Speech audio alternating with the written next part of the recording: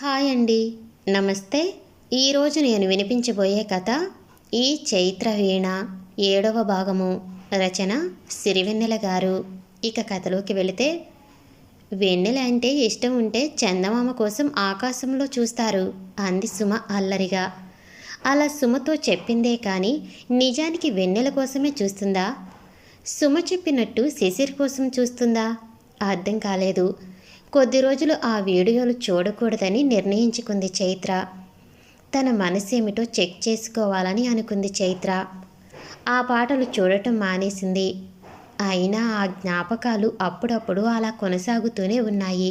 ఆ ఊరికి వెళ్ళినప్పటి నుండి జరిగిన విశేషాలన్నీ, శిశిర్తో పరిచయం అన్నీ కళ్ళ ముందు జరిగినట్లు కనిపిస్తూనే ఉన్నాయి.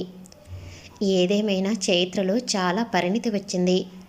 చైత్ర రేష్మి వాళ్ళ ఊరికి వెళ్ళటమే పెద్ద టర్నింగ్ పాయింట్ అని చెప్పాలి. బుద్ధునికి అశోక వృక్షం కింద జ్ఞానోదయమైనట్లు చైత్రకు ఆ పల్లెటూరులో తన కర్తవ్యం ఏమిటో బోధపడింది. మా ఊరికి రోడ్డు సరిగా లేదు, ఎన్నోసార్లు కలెక్టర్ గారికి కూడా చెప్పినా పట్టించుకోలేదు అన్న మాటలు చైత్రను తను ఆ కలెక్టర్ స్థానంలో తాను ఉంటే అనే ఆలోచనను కలిగించింది. అంటే ఆ పెద్దావిడ మాటలు చైత్రను తన ప్రొఫెషన్ను ఎంచుకోవటానికి దారితీసింది. ఎంత చిత్రమో కదా. అందుకే చైత్ర ఆమెతో సెల్ఫీ తీసుకుని ఉంచుకుంది. ప్రతి విషయంలో ఆచితూచి వ్యవహరించటం, ప్రతి విషయాన్ని సునిశితంగా గమనించటం అసలే నెమ్మదిగా ఉండే చైత్రకు మరింత హుందాతనం తెచ్చిపెట్టాయి. ముఖ్యంగా చైత్రలో వచ్చిన పెద్ద మార్పు, చందమామను చూస్తూ వెన్నెల్లో గడపటానికి ఇష్టపడటం. ఏ మార్పులు వచ్చినా తన అనుకున్న సంకల్పం ఐఏఎస్. దానికోసం చాలా కష్టపడుతూ ఉంది. ప్రతిరోజు న్యూస్ పేపర్ వేయించుకుని దానిలో కరెంట్ అఫైర్స్, టీవీలో న్యూస్ ఛానల్స్ పెట్టుకుని దాంట్లో కరెంట్ అఫైర్స్, జీకే ఇలా అన్ని వైపుల నుండి సాచిలా కసిగా ఎక్కుపెట్టిన గురి దించకుండా తన లక్ష్యం వైపు అడుగులు వేస్తూ దూసుకుపోతూ ఉంది. అలా చదువులో మునిగిపోయిన చైత్రకు ఇప్పుడు చదువు తప్ప ఏమీ కనిపించటం లేదు. అప్పుడప్పుడు చైత్ర తల్లిదండ్రులు వచ్చి చైత్రను చూసుకుని వెళ్తూ ఉన్నారు. అలా ఓ 2 నెలలు గడిచాయి.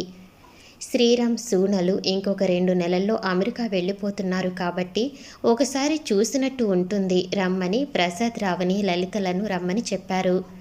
చైత్రను చూసుకుని వారిని కూడా కలిసి 2 రోజులు అలా వారితో గడిపి వెళదామనే ఉద్దేశంతో ఒక రోజున వారు కారులో బయలుదేరారు. చైత్రకు ఫోన్ చేశారు, కానీ హైదరాబాద్ వస్తున్నట్లు చెప్పకుండా బయలుదేరారు. విజయవాడ నుండి హైదరాబాద్ వెళ్లే దారిలో ప్రయాణం మొదలయ్యింది. ప్రసాద్ రావు, లలితలు ఎప్పుడు వెళ్ళినా ఇద్దరు వెనక సీట్లోనే కూర్చుని ప్రయాణం చేస్తారు. వాళ్ళు హాయిగా పాత పాటలు వింటూ ఉంటారు. అలా వారు హైదరాబాద్ నగర శివార్లలోకి ప్రవేశించారు. ఇందులో వారు వెనుక నుండి వస్తున్న లారీ ఒకటి అదుపు తప్పి దూసుకుని వస్తూ ఉంది. అది గమనించిన డ్రైవర్ దానిని తప్పించబోయే లోపే వారి కారును గుద్దేసింది. ఒక్కసారిగా అలా జరిగేటప్పటికే కారు రివర్స్ తిరిగింది. లలిత, ప్రసాద్ రావుకు బాగా దెబ్బలు తగిలాయి. లలితకు తలకు బలంగా దెబ్బ తగిలి స్పృహ తప్పిపోయింది. డ్రైవర్కు కూడా బాగా దెబ్బలు తగిలిన స్పృహలోనే ఉన్నాడు. రోడ్డు మీద వెళ్లే వారంతా అలా వచ్చి గుమిగూడిపోయారు. ఎవరో కొంతమంది ముందుకు వచ్చి వారిని బయటకు తీసి లాస్ట్ కాల్కు డయల్ చేశారు. అది చైత్ర నంబరు. 2 సార్లు చేసినా తీయకపోయేసరికి దానికి ముందు నెంబరుకు డయల్ చేశారు. అది శ్రీరామ్ నంబరు. అతను వెంటనే లిఫ్ట్ చేసి చాలా కంగారుగా వెంటనే శిశిర్కు కాల్ చేసి చైత్రను కూడా తీసుకుని రమ్మని వారు వెంటనే బయలుదేరారు.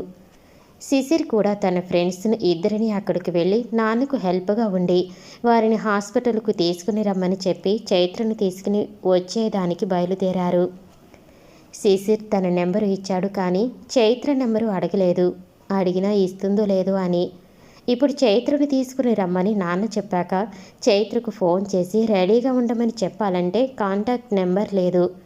శిశిర్ మొదటిసారి తనను తనే తిట్టుకుంటూ చైత్ర ఉండే ఏరియా తెలుసు కాబట్టి బయలుదేరాడు.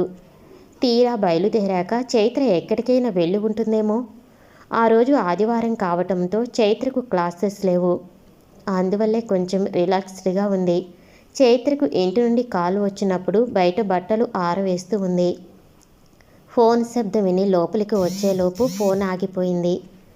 చైత్ర మిస్డ్ కాల్ చూసుకుని కాల్ చేసింది. ఎవరితోనో మాట్లాడుతూ ఉన్నారు. సరే, ఈలోపు స్నానం చేసి వస్తాను అనుకుంటూ స్నానానికి వెళ్ళింది. స్నానం చేసి వచ్చిన తర్వాత అమ్మ కాల్ చేసింది ఎందుకో. ఏదైనా అర్జెంట్ వర్క్ ఉంటే తప్ప ఇప్పుడు ఇంటి నుండి కూడా అమ్మ నాన్నలు కాల్ చేయటం లేదు అనుకుంటూ కాల్ చేసింది. అప్పటికే వారు అంబులెన్స్లో ఉన్నారు. వారిలో ఎవరో ఎత్తారు. హలో, ఎవరు మీరు అంది. వారు విషయం చెప్పారు. అంతే, చైత్ర ఒక్కసారిగా గట్టిగా ఏడ్చేసింది. ఏం చేయాలో అర్థం కాలేదు. సమయానికి సుమ కూడా రూములో లేదు. ఎవరో బంధువుల ఇంటికి వెళ్ళింది. ఇంకెవరికి చేయాలో తోచలేదు చైత్రకు. అంతలో శిశిర్ గుర్తుకు వచ్చాడు. ఒకరోజు శిశిర్ ఇచ్చిన నెంబరు గుర్తొచ్చింది. వెంటనే ఆ నెంబర్కు కాల్ చేసింది. శిశిర్ డ్రైవింగ్లో ఉన్నందువల్ల, చైత్ర ఇంటికి దగ్గరలోనే ఉన్నందువల్ల వెంటనే ఫోన్ లిఫ్ట్ చేయలేదు. చైత్ర మరలా కాల్ చేసేలోపు శిశిర్ కారు చైత్ర ఉన్న అపార్ట్మెంట్ ముందు ఆగింది. చైత్ర కాల్ లిఫ్ట్ చేసి కిందికి రమ్మని చెప్పాడు. తను చాలా చాలా ఫాస్ట్గా కిందికి దిగి వచ్చి అక్కడ శిశిర్ని ఎందుకు వచ్చాడా అని ఆశ్చర్యంగా చూసింది. చైత్ర, ఎందుకు కాల్ చేశావు అని అడిగాడు. ఆమెకు విషయం తెలిసిపోయిందని అర్థమైంది. చైత్ర విషయం చెబుతుంటే కళ్ళ వెంబడి నీరు కారిపోతుంది. దుఃఖాన్ని కంట్రోల్ చేసుకుంటున్నట్టు అదురుతున్న పెదవులను పైపంటితో బిగపట్టి ఉంది. ఆ సమయంలో అక్కడికి శిశిర్ ఎందుకు వచ్చాడు అని కూడా అడగాలని తోచలేదు ఆమెకు. అప్పుడు శిశిర్ని చూస్తూ ఉంటే ఆపద్బాంధవుడులాగా ఉన్నాడామె కంటికి. రా రా చైత్ర, వచ్చి కారెక్కు అనగానే ఇప్పుడే, ఒక్క నిమిషం అంటూ పైకెళ్ళి అపార్ట్మెంటులో పక్క ఫ్లాట్ వాళ్ళకి సుమ వస్తే తాళం ఇవ్వమని చెప్పి కిందికి వచ్చేసింది. శిశిర్ డోర్ తీసి పట్టుకుని ఉన్నాడు. వచ్చి కారెక్కి కూర్చుంది. అవును, శిశిర్ ఈ సమయంలో ఇక్కడికి ఎందుకు వచ్చినట్టు అన్న అనుమానం ఏమాత్రం రాలేదు చైత్రకు. మెదడు మొద్దుపారిపోయిందేమో అన్నట్లుగా ఉంది చైత్ర పరిస్థితి. ఎక్కడికి వెళ్తున్నాము అని మాత్రమే అడిగింది. ఏదో హాస్పిటల్ పేరు చెప్పాడు శిశిర్. అప్పుడు అయినా శిశిర్కు అమ్మా నాన్నలు హాస్పిటల్లో ఉన్న విషయం తను చెప్పకుండానే శిశిర్కు ఎలా తెలిసి నేరుగా హాస్పిటల్ పేరు చెప్పాడు అని కూడా ఆలోచించలేని నిస్సహాయ స్థితిలో ఉంది చైత్ర. చైత్రను నేరుగా హాస్పిటల్కు తీసుకుని వెళ్ళాడు శిశిర్. అక్కడికి వెళ్ళాక లలితకు తలకు బలంగా దెబ్బ తగిలిందని, ప్రసాదరావుకు కూడా కాలు కొంచెం ఫ్రాక్చర్ అయిందని చెప్పాడు.